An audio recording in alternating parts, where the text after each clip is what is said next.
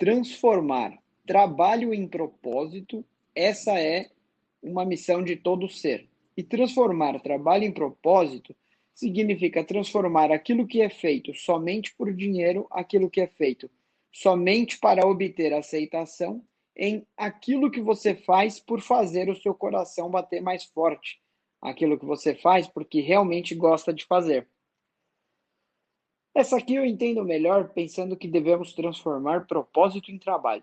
Em geral, a gente começa a trabalhar sem sequer saber qual que é o nosso propósito. E muita gente passa uma vida inteira sem saber, sem descobrir qual que é o seu propósito. E às vezes confunde ainda propósito com trabalho social, voluntariado, altruísmo, etc. E quando a gente pensa assim, não faz muito sentido ganhar dinheiro no exercício do propósito. Mas o propósito não é isso. Ou não é necessariamente isso, ainda que possa ser. Então vamos entender primeiro o propósito. Todos nós nascemos com um propósito, uma missão, como se fosse um projeto. Todo projeto tem resultados esperados a serem alcançados. E todo projeto demanda recursos para sua execução. Se você já nasce com um propósito específico, você já nasce também com os recursos que vão permitir exercer esse propósito. Os recursos são os seus talentos. Só que diferente de um projeto em que os recursos já são conhecidos, os talentos não são assim tão evidentes e também não é evidente a sua aplicação. Mas o fato de você não conhecer os seus talentos não significa que eles não estão aí disponíveis dentro de você. Estão sim. E se você não os conhece, é importante mergulhar no autoconhecimento para descobrir. De qualquer forma, os seus talentos te permitem fazer algo muito bem feito, algo que os outros dizem que você faz muito bem, que reconhecem que o resultado ficou bom, que você também acha que ficou bom, apesar de no início não querer reconhecer, não manifestar, para não parecer arrogante. E você consegue esses resultados com muito menos esforço do que os outros. Ou seja, você faz bem com menos esforço. E é por isso que a maioria das pessoas tem dificuldade de reconhecer os próprios talentos, porque é tão fácil e natural para ela que ela pensa que todo mundo faz igual, mas não faz. Tanto que, em geral, quando precisam que aquilo seja feito, pedem ajuda dela. Ou seja, propósito é aquela atividade na qual você é demandado justamente nos seus talentos.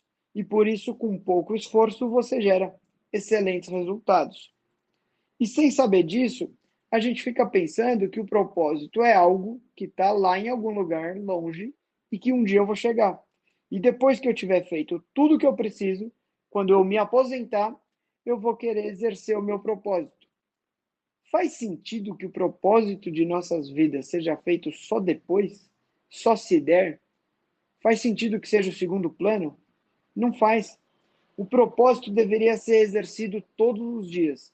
E quem descobre o propósito e vive por ele, alcança a felicidade, alcança a paz interior. E por isso eu inverti a frase. A mensagem fala em transformar trabalho em propósito e eu falei transformar propósito em trabalho. Mas tanto faz na verdade. É fato que, independente da sua atividade, né, independente do seu trabalho de hoje, ainda que você tenha escolhido ele sem sequer conhecer o seu propósito, depois de conhecê-lo, você poderá encontrar no seu trabalho de hoje a oportunidade de exercer o seu propósito. E quando você consegue fazer isso, ninguém te segura. Por exemplo, o seu trabalho é ser gestor de projetos de consultoria empresarial. E um belo dia você descobre que o seu propósito é desenvolver pessoas. Você já desenvolvia pessoas, mas era assim uma atividade secundária que você fazia com a sua equipe porque precisava entregar os projetos. Quando você descobre que esse é o seu propósito, você não precisa deixar de ser um gestor de projetos, mas a atividade de desenvolver pessoas ganha maior importância para você, se torna prioritária. O projeto passa a ser apenas o pretexto que você precisava para estar em contato com as pessoas e desenvolvê-las. Em um cenário real, você vai ficar mais feliz, mais satisfeito. As pessoas serão ainda mais gratas pela sua contribuição e, inevitavelmente, os seus projetos terão ainda melhores resultados. Assim, você encontrou uma forma de exercer o seu propósito sem mudar de trabalho, simplesmente mudando o seu olhar a partir do autoconhecimento adquirido.